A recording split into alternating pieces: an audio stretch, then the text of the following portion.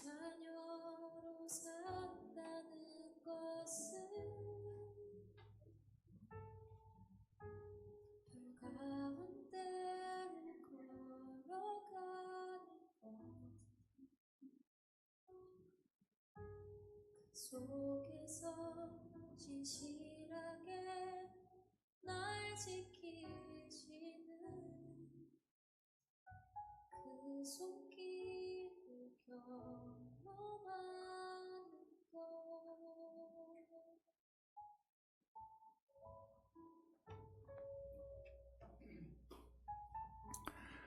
하나님께서 허락하신 복되고 귀한 주일이 되었습니다. 우리 다 같이 묵상 기도 드림으로 주일 예배를 하나님께 올려드리겠습니다. 하나님은 영이시니 예배하는 자가 영과 진리로 예배할지니라. 아멘.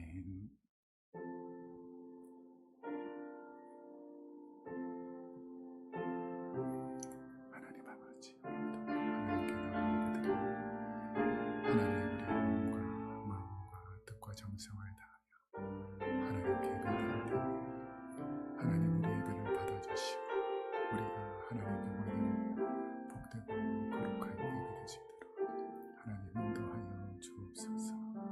감사드리며 예수님 이름으로 기도합니다. 사랑과 은혜가 풍성하신 하나님 아버지, 오늘 우리에게 하나님의 은혜로 주님 전에 나와 예배드리게 하시니 감사합니다.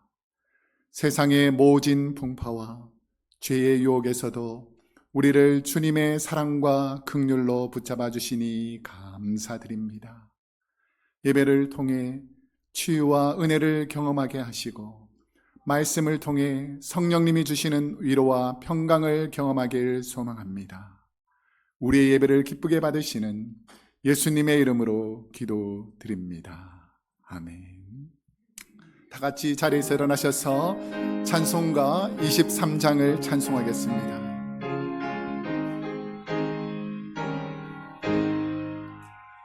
만입이 내게 있으며 그 입가 가지고 내 구주 주시는 정을 늘 찬송하겠네. 내 은혜로신 하나님 날 도와주시고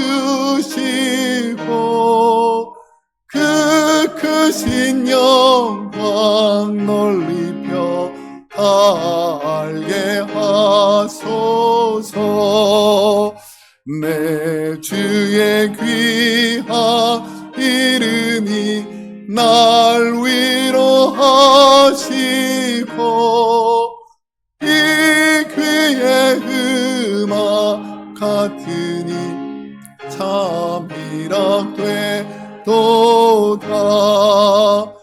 내 죄의 권세 깨뜨려 그 결박 부시고 이 추한 마음을 비로소 고정케 하소서. 아멘. 이 시간 우리의 몸과 마음과 뜻과 정성을 담아서 사도신경으로 우리의 신앙을 고백하겠습니다.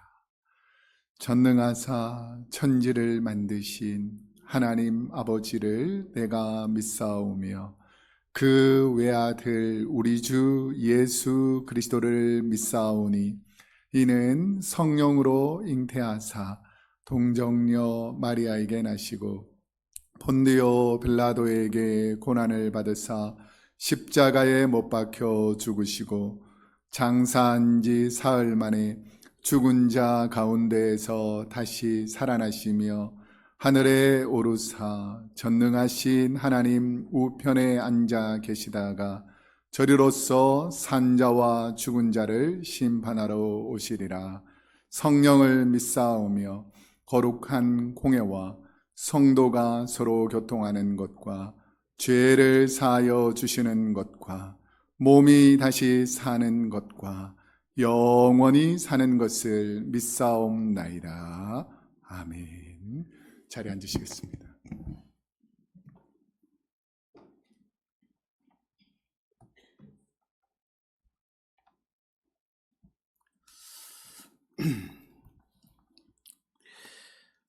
하늘나라의 영광을 버리시고 영원히 죽을 수밖에 없는 우리들을 위하여 십자가의 사랑으로 우리의 죄를 대속하신 우리의 소망 되시며 빛 되신 하나님 아버지, 오늘 이 시간 사랑하는 주님의 자녀들, 주님 앞에 감사와 찬양과 영광을 드립니다.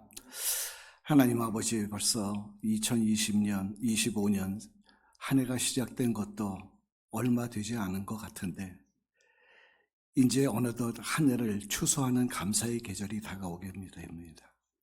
시절을 따라서 우리에게 풍성함으로 더해주시는 그 주님의 은혜에 감사드립니다. 사랑의 주님, 금년 한 해 동안 주님께서는 우리의 삶 가운데 동행하시고 주시는 감당치 못할 축복과 기쁨, 영혼의 평안함 허락하셨습니다. 하지만 저희들 때론 원치 않는 고난과 역경도 함께 하였습니다. 때로는 삶에 지쳐 넘어지고 좌절할 때 우리 주님께서는 손 내미시고 일으키시고 세워주셨습니다. 그때마다 고난 속에 숨겨져 있는 우리 주님의 뜻을 발견하게 하시고 주님의 그 도우심의 손길을 느끼며 회복의 은혜를 경험하게 하심에 감사드립니다. 하나님 아버지, 당신께서 우리를 향하신 은혜와 사랑이 이렇게 크지만은 과연 우리는 주님 보시기에 얼마나 주님을 사랑하며 신뢰하며 순종과 헌신의 모습을 살았는지 우리의 삶을 되돌아보는 회개의 시간 되기를 원합니다. 주님을 사모하고 말씀에 순종하며 주님을 만나기를 간구하던 우리의 그 뜨거운 열정이 세상이 주는 평안함에 취해서 신앙과 세상을 적절히 타협하며 주님께 집중하지 못했던 삶은 아니었는지요. 맡은 자들의 구할 것은 충성이라고 하였는데 우리에게 맡겨진 주님의 그 사역에 얼마나 우리의 마음과 뜻과 정성을 다하였는지요. 세상을 변화시키는 빛과 소금 되라고 귀한 직분 주시고 달란트 주셨는데 우리의 게으름과 무능력으로 주님의 뜻보다 나의 생각과 의지가 먼저 되어서 합당치 못한 허물 많은 직분자의 모습은 아니었는지요. 하나님 아버지, 이제 우리의 이 모든 잘못됨과 죄성을 우리 주님 앞에 고백하오니 주님의 보혈의 피로 깨끗이 씻기어 용서하여 주시어서 우리들로 더욱더 주님을 사모하고 영적 충만함으로 주님 앞에 담대히 나아가며 하나님의 선하심을 드러내는 도구로서 최선을 다하는 우리 크로스웨이의 교회의 모든 성도들 될 수 있도록 인도하여 주시옵기를 바라옵고 원하옵나이다. 사랑의 하나님, 주님께서는 지금까지 우리 성도님들과 가정과 우리 교회를 축복하셔서 많은 것으로 채워주시고 우리가 바라며 기도했던 것 그 이상의 것으로 풍성히 이룰 수 있게 하여 주셨습니다. 우리에게 주어진 이루어진 것들에 그 모든 것들에 대해서 우리들이 교만하거나 자랑치 않게 하시고 주신 자도 여호와시요 취하실 자도 여호와라 했으니 모든 것이 하나님의 은혜요 주신 축복임을 고백하게 하시고 이 땅에서 잠시 누리다 사라질 것에 소망 두지 않고 하늘나라의 상급을 사모함으로 세상에 가진 것, 누리는 것의 부요함이 아닌 주 안에서의 부요함을 누리는 우리 모두가 되게 하여 주시어서 하나님의 자녀가 자녀답게 교회가 교회답게 거듭나는 놀라운 역사 허락하여 주시옵소서. 하나님 아버지, 주님의 몸된 크로스웨이 교회를 사랑하시사 우리에게 귀한 소명과 사역을 담당하게 하심에 감사드립니다. 세상에는 많은 교회들이 있지만 교회가 교회다운 모습을 잃어버리고 하나님의 영광을 가리는 현실 속에서 우리 교회를 통해 주님의 비전과 열정과 회복의 역사를 만들어 나가게 하심에 감사드립니다. 우리 크로스웨이 교회 믿음의 눈을 들어 주님의 마음을 더욱더 알게 하시고 믿음의 공동체, 사랑의 공동체, 하나님의 나라를 이 땅에 세우는 말씀의 공동체로 복음을 통한 그리스도의 향기가 드러나는 건강한 교회의 모습으로 모든 사람들의 본이 되고 모든 교회들의 본이 되게 하시사 우리 주위에 믿지 않는 영혼들, 세계 곳곳에 고통당하는 믿음의 백성들, 가난하고 병들고 상심하여 절망 중에 있는 사람들을 돌아보며 그들을 위해 기도와 물질, 주님의 사랑으로 세상을 향해 나아가는 저희 교회가 되게 하여 주시옵기를 간절히 바라옵고 원하옵나이다. 아버지 하나님, 우리와 함께 신앙생활하던 우리 이경자 권사님, 우리 곁을 떠나 하나님의 품속으로 돌아가셨지만은 우리들 마음속에는 우리 권사님의 그 모습과 그 권사님의 행했던 모든 것들이 우리 마음속에 영원히 있는 것을 믿습니다. 이 땅에서 함께 사는 동안 믿음과 소망 가운데 주님과 동행하시고 또한 사랑으로 모든 성도들을 섬기셨던 그 삶을 우리 주님 아시오니 그의 인생 가운데 모든 어려웠던 것, 힘들었던 것, 정말 슬펐던 것, 아팠던 것 모두 어루만져 주시었기를 간절히 바라옵고 원합니다.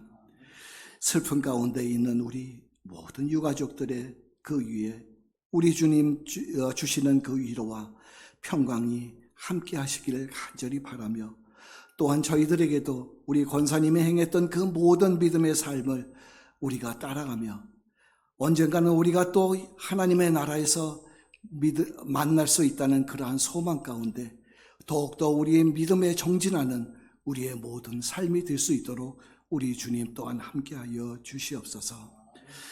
오늘 주의 종 우리 찬우 목사님 단위에 세우셨습니다.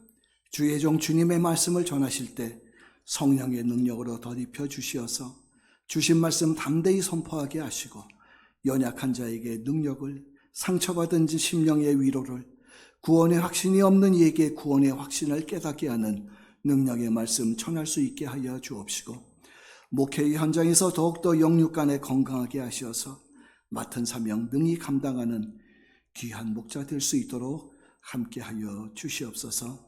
오늘도 교회 안에 여러 모습으로 수고하는 모든 주님의 일꾼들 축복하시고 찬양으로 영광 돌리는 우리 성가대의 찬양을 흠양하시며 불려지는 찬양이 온전히 주님의 영화만이 드러나는 귀한 찬양이 되어주시길 간절히 바라오며 오늘도 살아계시며 우리 가운데 역사하시는 우리 주 예수 그리스도 이름 받들어 기도하옵나이다. 아멘.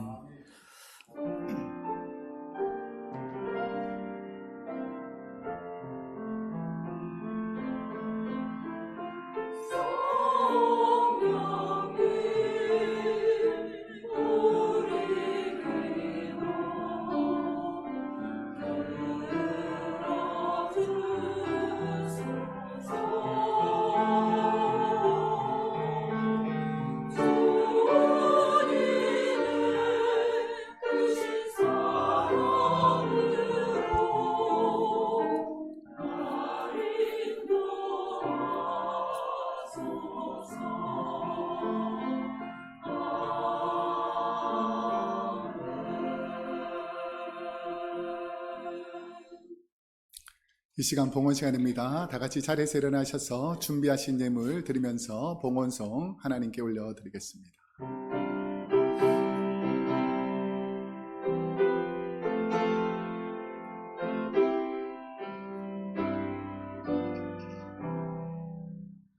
내 주 예수 주신 은혜 한없건마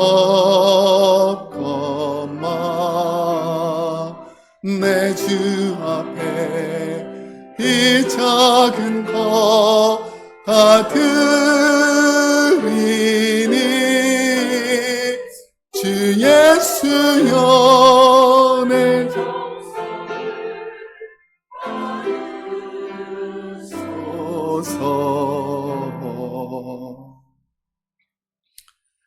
사랑과 은혜가 풍성하신 하나님 우리 아버지, 오늘도 우리를 사랑하여 주시고 은혜를 내려 주셔서 하나님 전에 나와 예배 드리게 하시며 또 우리의 몸과 마음과 뜻을 담아 귀한 예물을 드려 하나님께 드리게 하시는 은혜에 감사합니다. 우리가 살아가는 하루하루가 하나님께 감사한 시간이 되게 하여 주옵시고 하나님께 주신 이 귀한 복을 하나님의 것을 하나님께 드리기에 부족함이 없는 온전한 믿음 허락하여 주옵소서. 이 예물이 쓰이는 곳곳마다 주의 복음이 선포되며 하나님의 나라가 확장되게 하시고 가난하고 소외되고 병든 자들에게 찾아가신 주님의 마음으로 섬기고 사랑하는 예물이 되게 하여 주옵소서. 우리의 예물을 받아주신 하나님께 감사드리며 예수님의 이름으로 기도드립니다. 아멘. 자리에 앉으시겠습니다.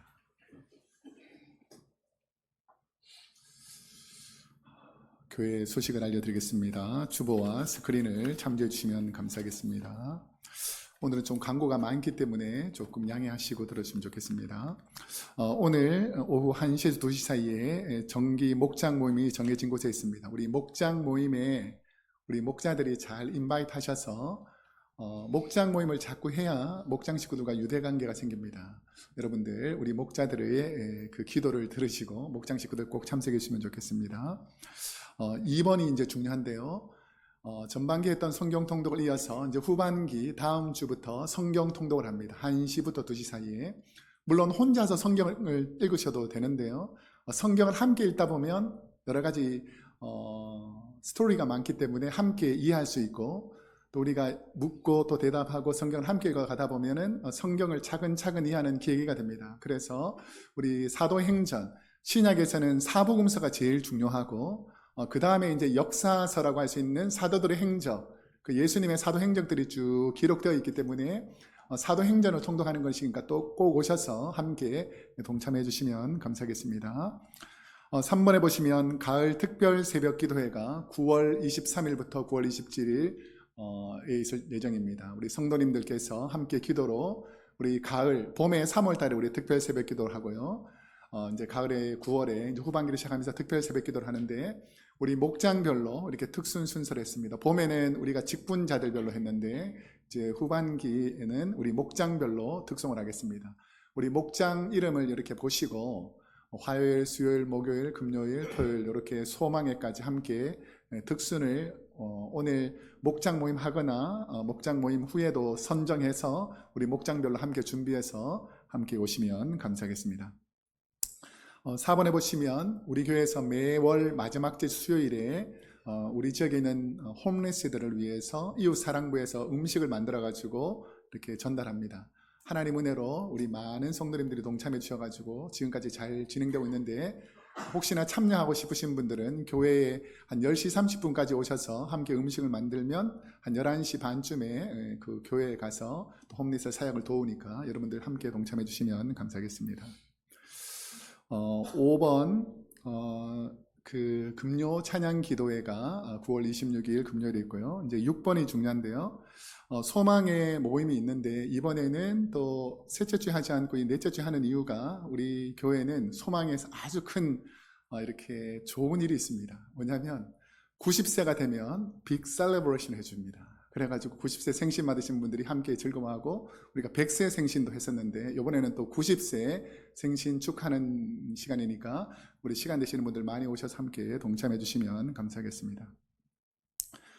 7번에 보시면 매월 마지막 우리 3개월마다 한 번씩 여전도회 하고 시무권사에 함께 모여가지고 함께 훈련을 받습니다. 우리 여전도 임원들, 시무권사의 회원들 기억하시고 동참해 주시면 좋겠습니다.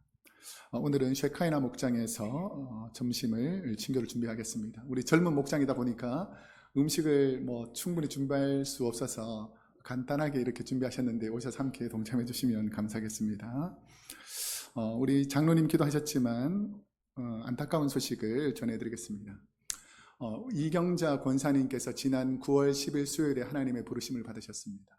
제가 너무 쇼크를 받아가지고 지난 주일에도 분명히 나오셔가지고 함께 예배하고 교제했었는데 불과 한 주 만에 하나님께서 부르셔서 너무 충격이 되고 어려웠는데 어저께 이제 유족들, 자녀들이 따님이 2분 계신데 그리고 시누이 되시는 분 가정하고 만나가지고 쭉 얘기를 해보니까 또 하나님 은혜로 이 땅에서 오랫동안 고통당하지 않고 또 하나님께서 83세에 일기로 이렇게 하나님께서 부르셨는데 우리 여러분들 기억하시고 유족들이 많이 없기 때문에 물론 뭐 많은 분에게 동참하는 것도 은혜지만 또 연약한 분들 가정에 또 가셔서 위로해 주는 것도 필요합니다. 그래서 예배는 9월 18일 목요일 오전 11시에 장례식장에서 발인 예배를 드리고 그 다음에서 조금 떨어진 그날 발인 예배 후에 바로 연결해서 그 세미토리에 가서 하관 예배를 함께 드립니다. 여러분들 기억하시고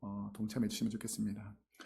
저는 내일부터 3일 동안 우리가 북과주 노회에 소속되어 있는데 북과주 노회, 봄 노회가 있고 가을 노회가 있습니다. 그러니까 봄 노회는 하루 정도 교회에서 하고 가을 노회는 한 2박 3일 동안 우리 수련회 형식으로 합니다. 제가 2박 3일 동안 다녀올 테니까 여러분들 기도 많이 해주시고 새벽 예배는 정상적으로 진행되겠습니다. 오늘 우리에게 주신 하나님의 말씀을 읽도록 하겠습니다. 오늘 우리에게 주신 하나님의 생명의 말씀은 요한복음 8장 4절에서 7절까지 말씀입니다. 신약성경 157페이지 요한복음 8장 4절에서 7절까지 말씀을 저와 여러분이 한 절씩 한 절씩 번갈아가면서 읽고 7절은 함께 읽겠습니다. 요한복음 8장 4절 예수께 말하되 선생이여 이 여자가 간음하다가 현장에서 잡혔나이다. 모세는 율법에 그러한 여자를 돌로 치라 명하였거니와 선생은 어떻게 말하겠나이까. 그들이 이렇게 말함은 고발할 조건을 얻고자 하여 예수를 시험함이러라. 예수께서 몸을 굽히사 손가락으로 땅에 쓰시니 그들이 묻기를 마지 아니하는지라. 이에 일어나 이르시되 너희 중에 죄 없는 자가 먼저 돌로 치라 하시고 아멘. 우리 성가대에서 하나님을 찬양하겠습니다.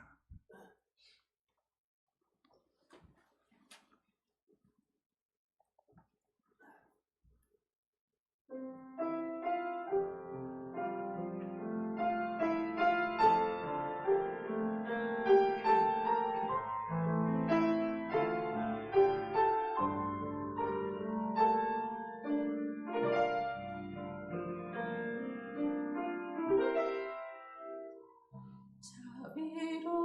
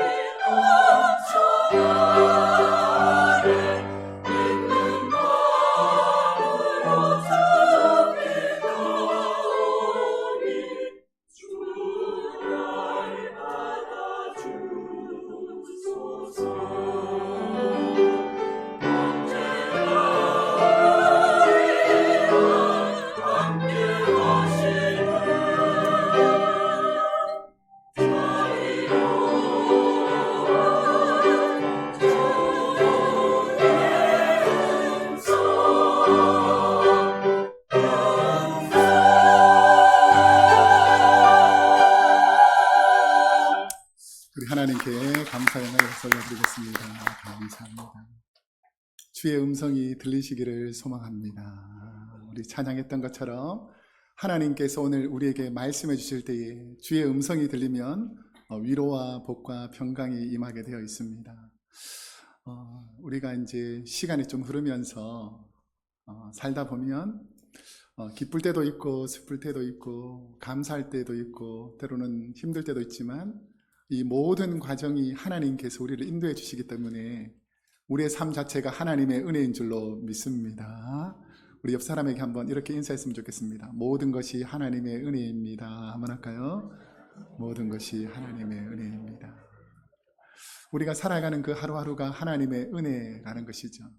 그래서 하나님의 은혜로 사는 사람은 여러 환경 속에서 하나님에 대해서 신뢰하면서 감사하는 것입니다. 힘든 일이 있고 낙심되는 일이 있어도 성경에 보면 하나님을 사랑하는 자, 곧 그의 뜻대로 부르심을 입은 자들에게는 모든 것이 합력하여 무엇을 이룬다고요? 선을 이룬다. God is good all the time. All the time God is good. 이렇게 하는 것처럼 하나님은 선하시다라는 마음으로 힘들고 때로는 낙심이 되고 두려운 일도 있지만 말씀을 통해서 위로를 받고 새 힘을 얻도록 은혜 내려달라고 잠깐 기도드리겠습니다. 사랑과 은혜가 풍성하신 하나님 우리 아버지, 오늘도 우리를 주의 전으로 불러주시고 하나님의 말씀을 들을 수 있도록 은혜 내려주시니 감사합니다. 이 말씀이 우리의 생명의 양식이 되게 하시고 이 말씀을 들을 때에 하나님의 은혜를 경험하게 하여 주옵소서. 감사드리며 부족한 종의 입술을 가려주시고 성령님 말씀하여 주실 줄 믿고 예수님의 이름으로 기도드립니다. 아멘. 오늘은 요한복음 8장 4절에서 7절까지 말씀을 중심으로 죄 없는 자와 죄인의 만남, 이 제목이 오늘 아주 중요한 포인트이기 때문에 죄 없는 자, 죄인이라는 이 중요한 주제를 가지고 하나님 말씀을 나누려고 합니다. 우리가 사는 시대는 성실하게 최선을 다해서 좋은 결과를 얻는 사람도 있는가 하면 성실하고 최선을 다했는데도 인생의 고난과 시련을 이겨내기 힘든 분들도 많이 있습니다. 그래서 좀 불합리하게 느껴지는 것이 뭐냐면 열심히 하고 최선을 다했는데도 어려움 가운데 사는 사람이 있는가 하면 저 사람은 야비하고 속이고 때로는 상대방에게 악한 일을 행함에도 불구하고 세상 사람이 볼 때는 부와 명예와 권세를 가지고 떵떵거리면서 사는 사람처럼 보이는 사람들이 우리 눈에는 있을 때가 있습니다. 이런 것들은 인터넷과 TV 매체를 통해서 우리가 지켜보다 보면 힘있고 권세 있는 사람은 마음대로 하는 것 같고 힘없고 권세 없는 사람은 늘 억눌리고 어려움 속에 있는 것처럼 우리가 느껴질 때가 많이 있습니다. 그래서 우리가 이 세상을 살아가면서 사소한 죄를 지었던 사람들에게는 가혹한데 큰 죄를 지은 사람, 정말 악한 사람은 그 권세와 힘을 가지고 그 죄에서 다 벗어나는 듯한 마치 죄 없는 사람처럼 사는 사람들이 많은 시대에 우리가 살고 있습니다. 그래서 우리는 자기 잘못을 돌아보는 성찰보다 나보다 상대방의 죄가 더 많이 드러나야 그 사람을 정죄하니까, 그러니까 나의 죄는 가급적이면 많이 숨기려고 하고 상대방의 죄는 많이 들추어서 상대방이 악하다, 그 사람이 악하지만 나는 그 사람만큼은 악하지 않다라는 의로움 속에서 자기를 포장하는 그런 시대에 살고 있다는 것입니다.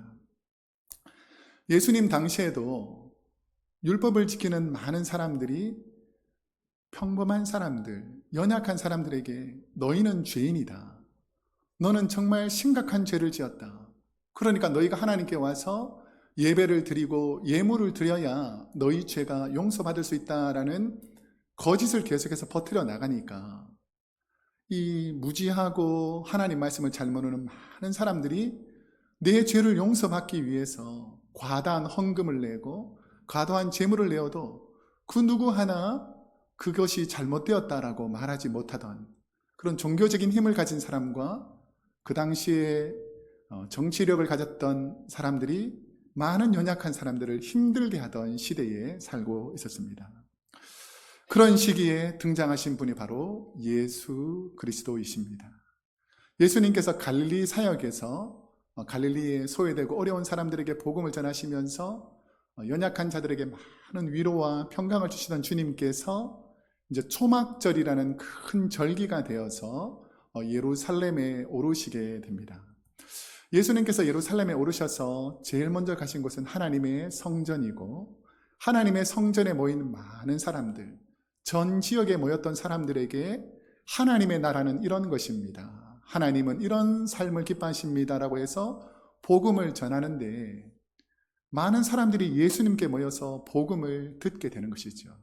자, 그러니까 종교 지도자들이 도대체 예수라는 사람이 누구고 이 사람에게는 어떤 문제가 있는지를 좀 밝혀야 되겠다. 왜냐하면 사람들이 종교 지도자인 우리에게 집중하지 않고 이 갈릴리 변방에서 온 예수라는 사람에게 집중하고 있으니까 성경에 보면 아랫사람들을 보내어가지고 예수님의 문제, 예수님의 잘못을 다 찾아내어서 우리에게 보고해서 예수님을 죄인으로 만들겠다라는 의도로 아랫사람을 보냅니다.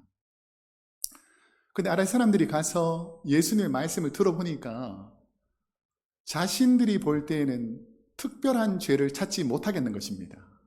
자, 그래서 그들이 돌아와서 우리가 가보니까 예수님이라는 분에게는 특별한 우리가 지적할 만한 죄가 없고 오히려 하나님의 말씀을 잘 전하는 아주 좋은 선지자와 같은 분입니다 라고 말하니까 종교 지도자들이 뭐라 그러냐면 너희도 예수에게 미혹되었느냐, 너희도 예수의 말을 듣고 그 사람 편이 되었느냐라고 오히려 그 사람을 꾸지람합니다.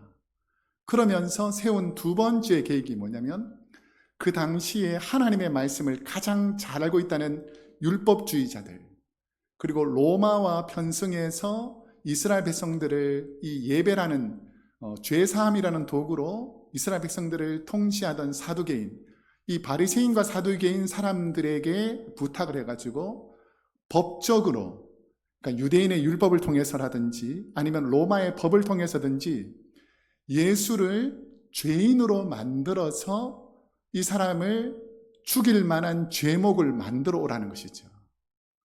여러분, 성경 읽을 때에 율법을 연구하라는 의도가 상대방의 죄를 찾아가지고 그 사람을 정죄하라고 만든 것이 아니라 우리가 지금 새벽마다 로마서를 읽고 있는데 율법을 통해서는 우리가 죄인임을 깨닫는 도구가 하나님의 말씀인 줄로 믿습니다.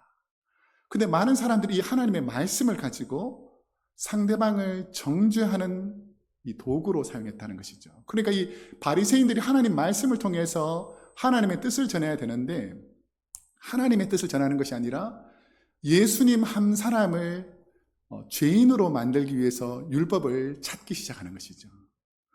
두 번째, 이 사두개파들은 로마의 법을 이용해서 예수님을 죄인으로 만들어서 죽이라는 것입니다. 그러니까 로마의 오늘날 사회법을 통해서 예수님을 죄인으로 만들어서 죽이기 위해서 율법을 연구하던 이 바리새인들, 로마 시민권 안에서 정치력을 관리하던 이 서로 평상시에는 늘 싸우던 사람들이 예수님을 잡기 위해서 한 덩어리가 되어가지고 지금 모여 있습니다.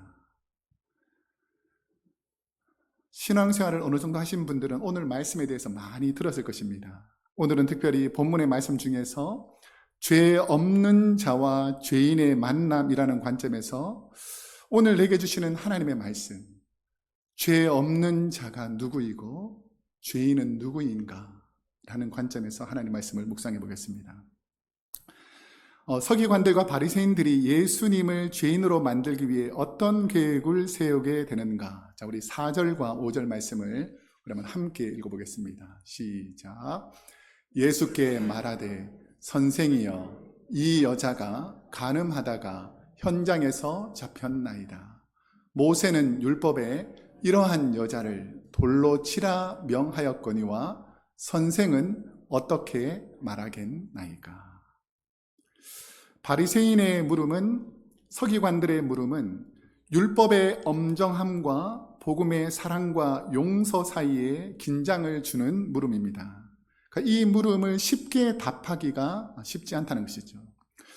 우리는 상대방을 내 선입견으로 말하고 행동한다면 상대방을 함부로 평가하고 거친 말로 대할 경우가 있습니다. 그러니까 예를 들어서 우리가 이분을 선한 사람이다 라고 하면 선하게 말하는데, 이 사람이 죄인이다, 이 사람은 정말 악한 사람이다 라고 말하면 함부로 말하는 경향이 있다는 것이죠. 그 사람을 잘 모르면서도.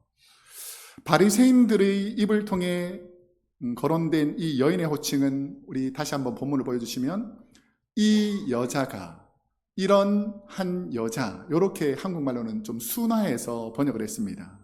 그런데 헬라어 원어 성경에 보면 이 여자가, 이런 여자가라고 되어 있지 않고 이런 것들이라고 되어 있습니다. 이런 것들.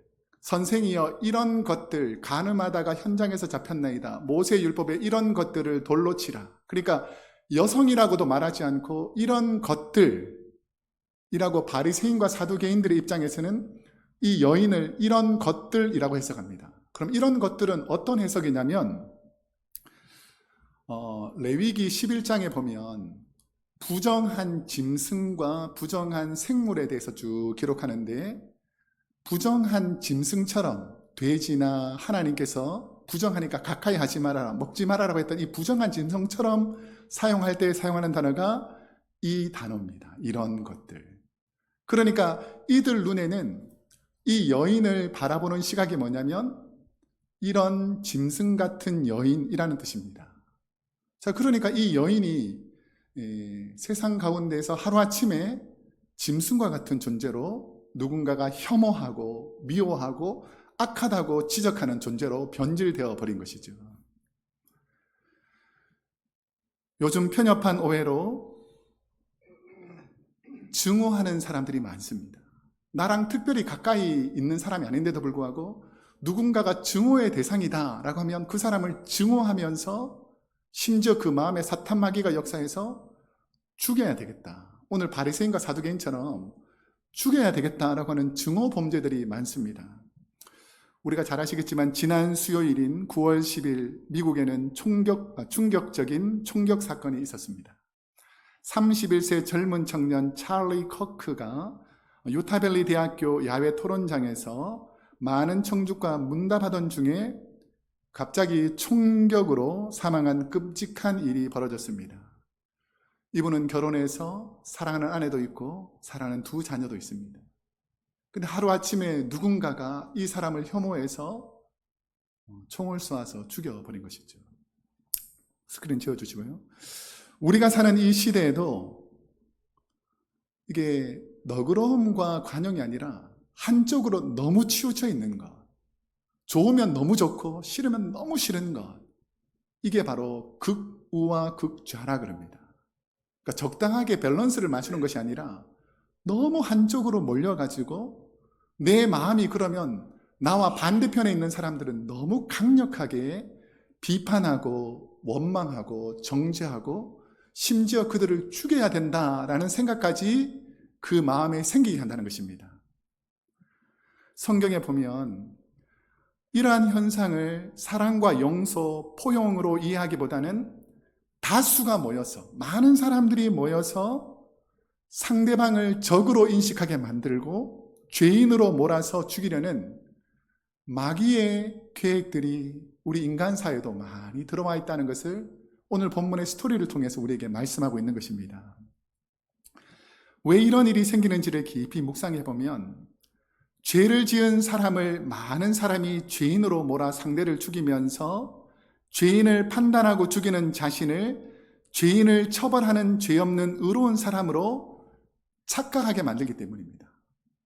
나는 그런 죄를 짓지 않았기 때문에 의롭고, 저 사람은 저런 죄를 지었기 때문에 돌에 맞아 죽어 마땅하다라는 상대를 죄인으로, 나는 죄 없는 자로 착각하기 때문입니다. 바리새인들과 서기관들이 예수님께 묻는 말은 자기들 눈에 죄인이라고 인식된 예수님을 죽이려는 질문입니다. 그러니까 예수님을 이들의 입장에서는 죄인이고 예수님을 죽여야 된다라는 이것을 전제해놓고 이 스토리를 만들어가고 있다는 것입니다. 가늠한 여자를 돌로 치라고 하면 로마의 정권 아래에서 사형 권한이 없는 식민지 백성이 로마의 법을 거스르게 되니까 예수님을 죄인으로 만들 수 있다라고 생각하고 이 스토리를 사두개파들이 만들었습니다. 반대로 가늠한 여자를 돌로 치지 말라라고 말하면 유대인들이 신봉하는 율법을 지키지 않는 자, 하나님을 모욕하는 신성 모독죄로 몰아서 예수님을 죄인들로 만들려는 이 바리새파 사람들이 만든 제목이라는 것이죠. 그러니까 그들 생각에는 예수님이 어떤 말을 하든지 말하는 순간 바로 죄인으로 만들어서 예수님을 죽일 것이다 라는 계획으로 이 질문을 하게 된 것입니다. 예수님을 죄인으로 만들려는 계획을 아신 주님은 어떻게 하시는가? 우리가 잘 아는 7절 말씀을 우리 한번 함께 읽어보겠습니다. 시작. 예수께서 몸을 굽히사 손가락으로 땅에 쓰시니 그들이 묻기를 마지 아니하는지라. 이에 일어나 이르시되 너희 중에 죄 없는 자가 먼저 돌로 치라 하시고, 죄 없는 자라는 이 짧은 주님의 말씀은 단순한 도덕적인 교훈을 넘어서 율법 해석, 죄에 대한 이해, 인간의 본성과 자격 문제, 하나님의 공의와 자비 등 이 죄 없는 자라는 이 표현에 엄청난 많은 신학적인 주제가 있습니다. 자, 그런데 이게 놀라운 것은 뭐냐면 죄 없는 자라는 예수님의 원래 뜻입니다. 우리가 말하는 죄 없는 자라고 말했을 때에 이 단어가 헬라어에서는 어떻게 써 있냐면 호 아마르테스라고 되어 있습니다. 우리 다음 영상을 보여주세요, 목사님. 호 아마르테스. 이 호 아마르테스가 무슨 뜻이냐면 단 한 번도 죄를 범한 적이 없는 상태. 이게 신구약 성경에서 여기 딱 한 번 나옵니다. 호 아마르테스라는 이 단어가. 그러니까 다른 상황에서는 절대 이 단어를 쓰지 않는데, 죄 없다라고 할 때 이 단어를 쓰지 않는데, 이 죄 없는 자 호 아마르테스는 죄가 한 번도 그 사람에게 영향을 미치지 못하고 그 사람은 죄가 없는 사람이라는 뜻입니다. 그래서 일시적인 무죄가 아닌 죄 자체가 무관한 존재, 전적인 무죄성을 뜻합니다. 이 말은 완전히 죄 없음 또는 거룩함, 죄와 전혀 관계없는 자를 가리키며 단순히 이 사건에만 관련된 죄 없는 자가 아니라 모든 삶의 범위에서 죄가 완전히 없는 자, 그런 자가 있다면 돌로 치라 라는 의미입니다. 예수님이 말씀하신 이 말씀에 대해서 여러 신학자들이, 왜냐하면 이 부분이 되게 난해하기 때문에 여러 신학자들이 해석했는데, 윌리엄 바클레이라는 분은 이거는 죄를 지적하려고 예수님 말씀하시는 것이 아니라 죄를 지적하는 사람들의 위선, 바리새인들이 많이 꾸지람받은 게 위선이었잖아요. 너희가 정말 옳고 그름을 하나님 앞에서 판결하려는 것이냐, 아니면 너희가 죄 없다는 것은 가리고 상대방의 죄를 드러내는 위선적인 것이냐라는 것을 이 신학자가 질문합니다. 그러면서 율법은 간음을 사형에 처하게 했지만 그 실행자들도 죄인이라면 공정하게 집행할 수 있어야 한다는 것이죠. 예를 들어서 죄인을 심판하려면 판사나 검사나 변호사든 죄를 공정하게 판단할 수 있는 사람이 판단해야 공의로운데, 판단하는 사람이 더 나쁘면서, 판단하는 사람이 더 악하면서, 판단하는 사람이 더 교활하면서, 겉으로는 거룩한 옷을 입고 힘없는 연약한 자를 죄인으로 만들려고 하는 것이 과연 옳고 그름을 판단하는 것이냐? 그렇지 않다. 그들은 위선적이다 라고 신학자들이 해석합니다. 바클레이는 예수님은 간음한 여인과 인간의 죄를 허용한 것이 아니라 남의 죄를 판단하고 심판하려고 하는 인간의 정죄 본능을 폭로한 것이다 라고 말하는 것이죠. 우리도 만나보면 내 죄를 말하면서 진실로 회개하면서 눈물 흘리는 사람들을 보기 힘들고, 우리가 모여서 하는 말이 주로 뭐냐면 상대방 또 타인에 대해서 너무 많은 평가와 비난과 비판, 심지어 그런 사람은 죽여야 된다라고 선동하는 사람들이 적지 않다라는 것입니다. 예수님이 몸을 굽혀 손가락으로 땅에 쓰신 것이 오늘 본문에 보면 2번 나옵니다. 첫 번째, 예수님이 아무 말씀을 하지 않고 땅에 글을 쓰는 모습을 보고 빨리 대답을 요구합니다. 글 그만 쓰시고 판결을 그만 쓰시고 빨리 대답하십시오. 그러면 이분들이 빨리 대답을 요구하는, 바리새인과 사두개인들, 군중들이 빨리 대답을 요구하는 것은 뭘 것 같습니까?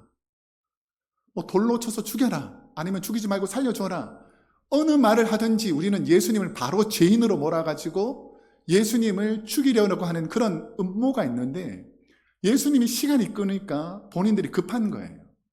그러니까 빨리 대답하세요라고 재촉합니다. 자, 그랬을 때에 예수님께서 딱 한마디를 하시죠. 뭐라고 말씀하셨습니까? 죄 없는 자가 먼저 돌로 치라 라고 말씀하셨습니다. 자, 예수님의 말씀을 들은 사람들에게는 어떤 변화가 일어나는가? 자, 예수님께서 죄 없는 자가 먼저 돌로 치라 라고 하는 그 의미를 성령을 통해서, 하나님께서 주신 양심을 통해서 내 안에 하나님의 역사가 일어나기 시작하는 것입니다. 오늘 본문 8절과 9절 말씀 한번 함께 읽어보겠습니다. 시작.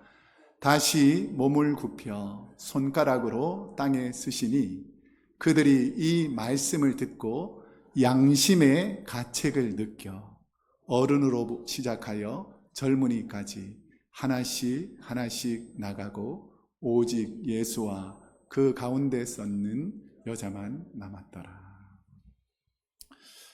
왜 이 말씀을 하시고 다시 몸을 굽혀서 손가락으로 땅에 쓰셨을까? 또 무슨 내용을 쓰셨을까? 이 내용은 무슨 내용인지 정확하게 알 수가 없습니다. 왜냐하면 성경에 기록되어 있지 않기 때문에. 그런데 분명한 사실이 있습니다. 그것은 예수님이 땅에 글을 쓰시는 동안에 양심의 가책을 느낀 도를 들었던 사람들이 어른부터 젊은이들까지 하나씩 떠나가고 있다는 것이죠. 자, 그러니까 주님의 말씀을 들었던 사람들, 주님의 글을 본 사람들, 이런 사람들에게는 무엇이 움직이기 시작했다고요? 하나님이 주신 선한 양심. 아무리 죄를 지었다는 사람이라 할지라도 그 마음에는 양심이 움직일 때가 있다는 것입니다. 레위기 20장 10절 그리고 신명기 22장에 보면 유대인들이 잘 알고 있는 간음은 돌로 처형하도록 규정이 되어 있었습니다. 그런데 고발자가 그 처벌에 참여하기 위해서는 죄 없는 자이어야 그 모임에 참여할 수 있었습니다. 그런데 문제가 뭐냐면, 혹시 법원에 가보면 고발하는 사람, 증인들이 법정에서 반드시 선언하는 게 뭔지 아십니까? 내가 만약에 위증하게 되면, 내가 거짓말을 하게 되면 내가 이 벌을 다 받겠습니다라는 것을 선서한 다음에 말을 하지 않습니까? 이처럼 이 고대 사회에서도 만약에 내가 거짓말로, 우리 주님이 죄 없는 자가 돌로 치라 그랬는데 그 말에 위증이 되는 사람이 그 행동을 하면 그 위증을 한 사람도 똑같은, 죄를 지은 사람과 똑같은 처벌을 하게 돼 있었던 것이죠. 자, 그러면 어떤 상황이냐면, 내가 죄가 있는데도 불구하고 돌을 던지면 나에게 간음한 여인과 똑같은 위증의 죄를 받는 것입니다. 율법은 완전히 이루신 예수님의 말씀은 고발자인 너희가 죄 없는 사람, 율법적 자격이 있는지를 묻고 있는 것입니다. 너가 그렇게 말을 하고 너가 그렇게 행동하는데 너는 과연 그렇게 말할 자격이 있고 너는 과연 그렇게 행동할 자격이 있느냐라고 묻고 계신 것입니다. 그 의미는 너희가 만일 스스로 너희가 죄인이라는 것을 고백한다면 이 법을 집행할 자격도 없다라는 메시지입니다. 구원의 은혜는 자기가 죄인임을 깨닫고 그 죄를 용서해 주실 하나님께 죄를 고백하는 것에서부터 시작됩니다.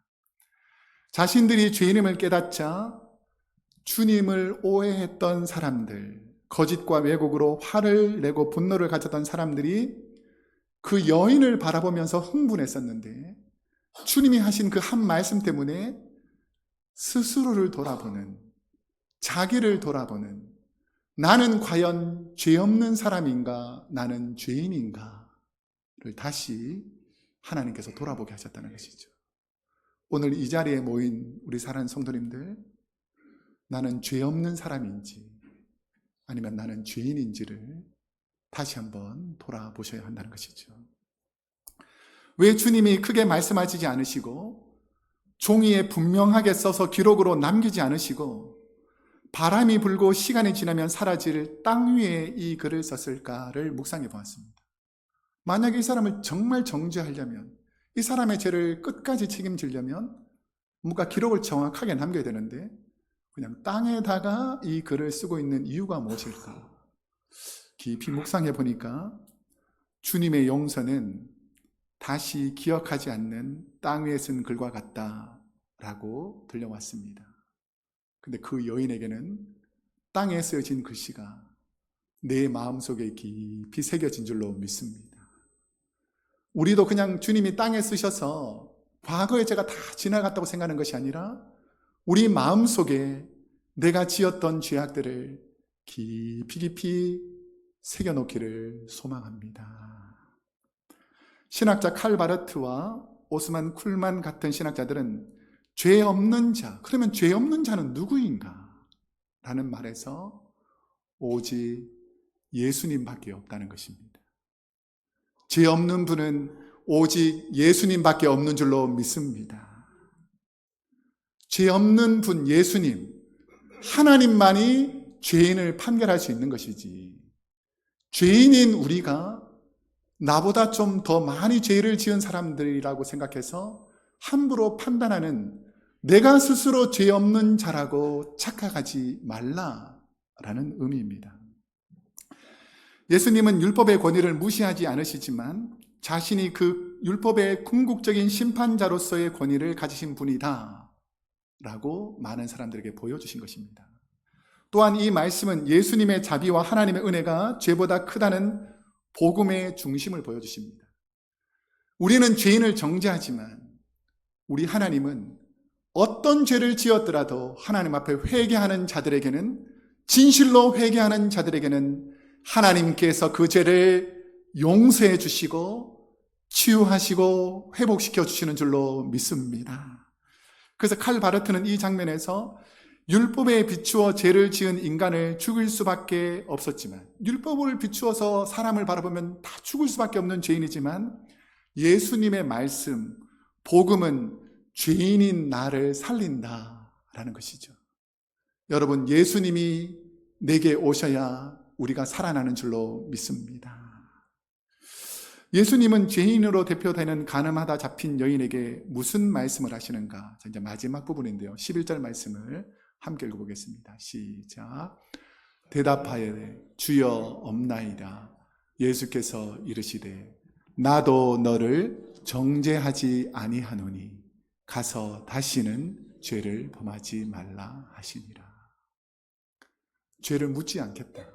정죄하지 않겠다. 그 의미는 뭐냐면 너 죄를 마음대로 지으라는 것이 아니라 너가 정말 너의 죄를 깊이 깨닫고 진실로 회개하고 그 상황 속에서 하나님 앞에 회개한 네 마음을 내가 알고 있으니 내가 더 이상 그 죄를 묻지 않겠다라고 말하는 것입니다. 몇 달 전에 한 성도님의 부탁으로 소송에 몰려 재판을 앞둔 한 청년과 교회 사무실에서 이야기를 나누게 되었습니다. 억울하게 성추행의 누명을 썼는데 목사님이 저를 보시고 아시기에 자기에 대한 편지를 판사에게 좀 써달라고 부탁을 하게 되었습니다. 제가 평소 그 형제를 만났을 때 예의 바르고 또 그 형제 주위 분들에게 말을 들어보면 성실한 태도이고 그 형제 주위 분들도 그 청년이 그런 성추행할 행동을 할 뿐이 아님을 알려줬기 때문에 판사에게 그런 취지로 편지를 써 보냈습니다. 그리고 만날 때마다 진행이 잘 되고 있는지 기도하고 있다고 알려줬습니다. 근데 몇 달이 지나도 상대가 소송을 걸어서 끝까지 죄를 묻겠다고 해서 지난 수요일에 산호세 법정에서 첫 재판이 있었는데 와서 도움을 주시기를 부탁해서 재판정에 참석하게 되었습니다. 산호세로 가는 차 안에서 계속 기도했습니다. 이번 일로 그 형제가 하나님을 붙들게 해주시고 성추행 문제가 아무 혐의 없이 공정하게 잘 판단되어서 아무도 어려움 당하지 않도록 하나님 도와주십시오라고 계속 기도하면서 내려갔습니다. 재판관의 판결은 사건에 혐의 없음으로 오랫동안 어려움이 있었는데 이 청년을 이제 법정에 가서 만나게 되었습니다. 법정 앞에서 만나니까 얼굴은 상기되었고 불안함과 두려움으로 가득했습니다. 제가 만나서 염려하지 마세요. 하나님이 도와주실 거예요. 라고 설명을 하고 재판을 시작했습니다. 1시간 넘는 변론과 재판 과정에서 뒷좌석에 앉아 있었는데 많은 분이 참석하지 않았지만 뒷좌석에서 계속 기도했습니다. 하나님, 고소한 분이나 고선을 당한 이 청년이나 어려움 당하지 않고 회복되고 그 억울한 누명, 본인은 억울하다 그러는데 이 억울한 누명이 잘 해결될 수 있도록 도와주십시오라고 기도하면서 재판을 1시간 넘게 했습니다. 잠시 정회 후에 다시 들어가서 이제 본인 변론 시간이고 상대방이 이제 죄가 있다고 계속해서 말하는 시간이 지났고 이제 본인 변론하는 시간이 되었는데 하나님의 은혜로 판사가 들어보더니 혐의가 없다라고 하면서 무죄로 판정해 주었습니다.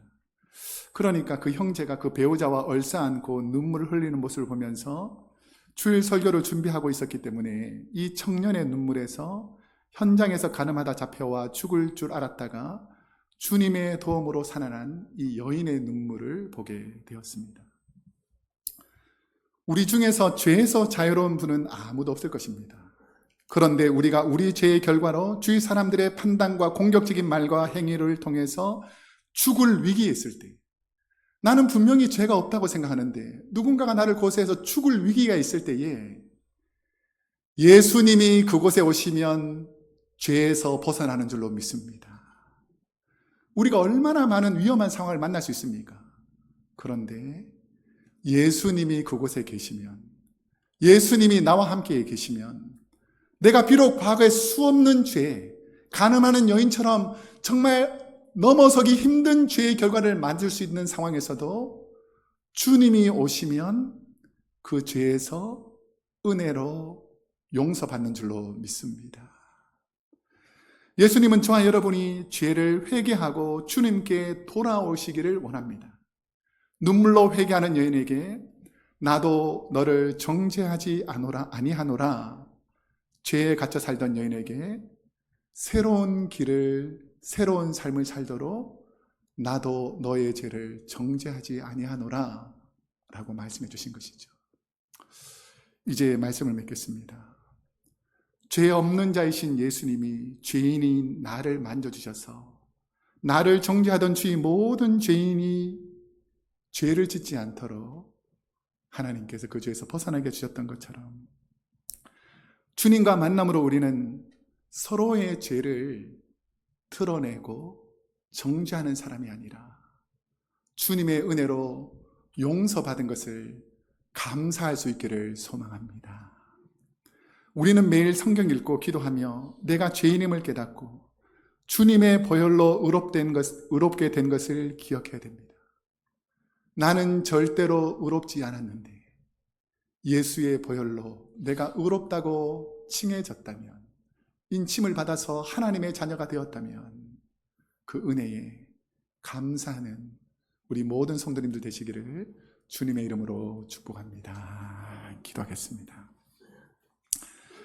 사랑과 은혜가 풍성하신 하나님, 우리 인생 가운데 여러 가지 어렵고 힘든 상황이 있지만 하나님은 우리의 주인이 되시고 하나님 우리의 소망이 되시며 우리가 죄악 가운데 세상 가운데 헤매일 때에 우리에게 찾아오셔서 우리를 치유하시고 우리의 죄를 깨끗게 씻겨주시고 우리에게 또 새로운 삶을 허락해 주시는 줄로 믿습니다.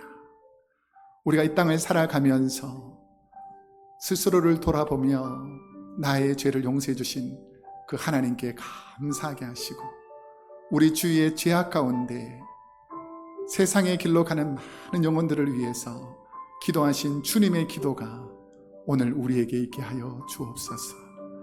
예수님의 이름으로 기도드립니다. 우리 늘 부르던 찬양 중에 보혈을 지나라는 찬양이 있는데요, 우리가 보혈을 지나 죄 씻음을 통해서 하나님께로 갈 수 있습니다. 우리 존귀한 주의 보혈이 우리를 깨끗하게 지켜주심을 믿으시면서 우리 찬양으로 하나님께 고백하며 나가겠습니다.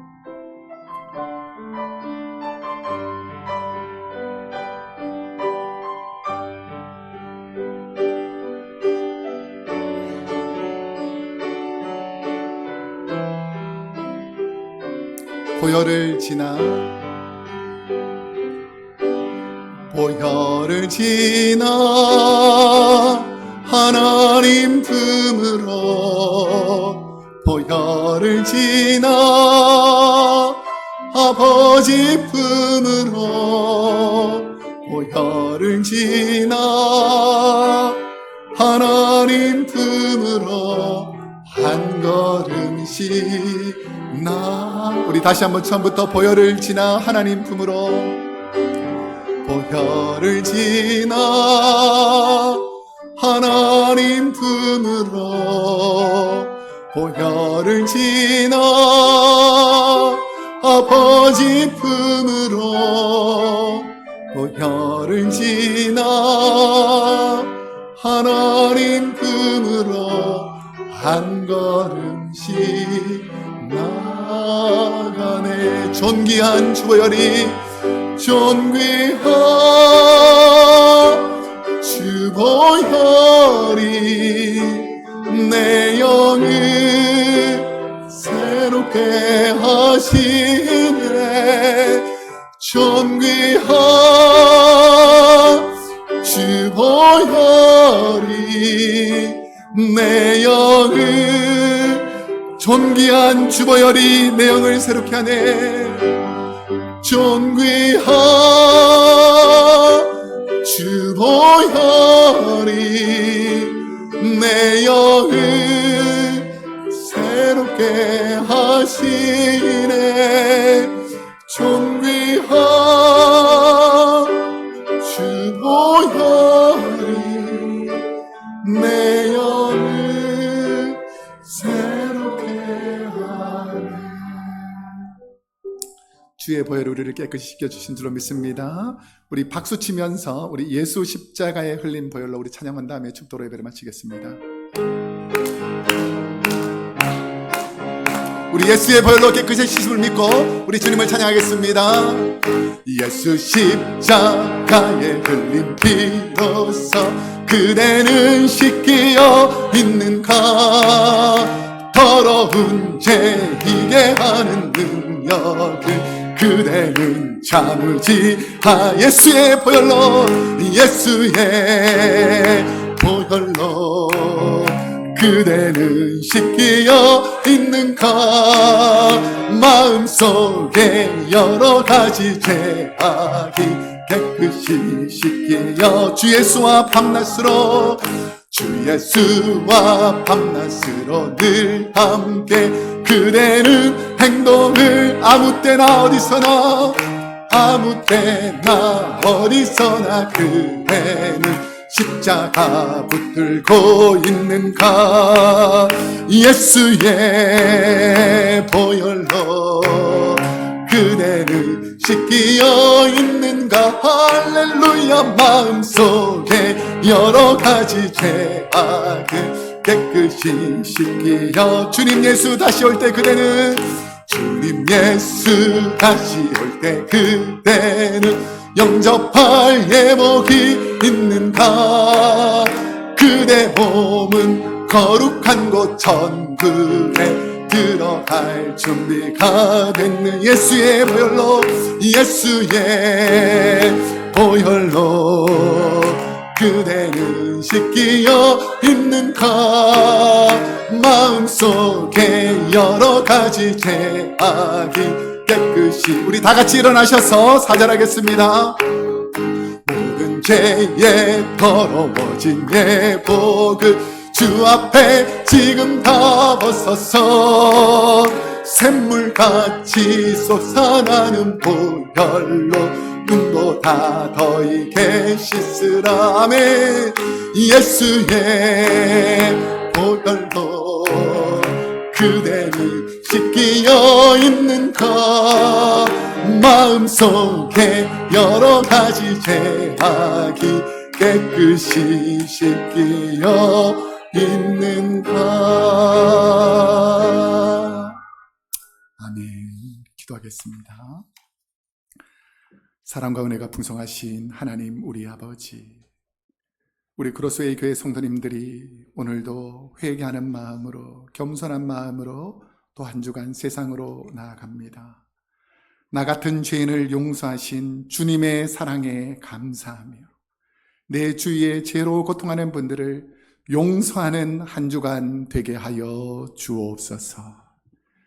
지금은 우리 주 예수 그리스도의 은혜와 하나님 아버지의 그 크신 사랑과 보혜사 성령님의 감화 감동 교통하심이, 죄 없으신 예수님이 죄인인 우리를 용서하신 그 사랑에 감사하기로 다짐하는 우리 사랑하는 크로스웨이 교회 모든 성도님들과 그 하는 사업과 가정과 자녀들 머리머리 위에 지금도 세계 곳곳에서 죄로 고통당하는 분들에게 복음을 전하시는 주님의 사랑하는 선교사님들과 그의 가정과 교회 위에 우리가 살고 있는 이 미국 땅과 고국 대한민국과 저 북녘 땅에서 고통하는 우리 민족들 세계 교회 위에 이제부터 영원토록 함께하옵시기를 간절히 축원하옵나이다.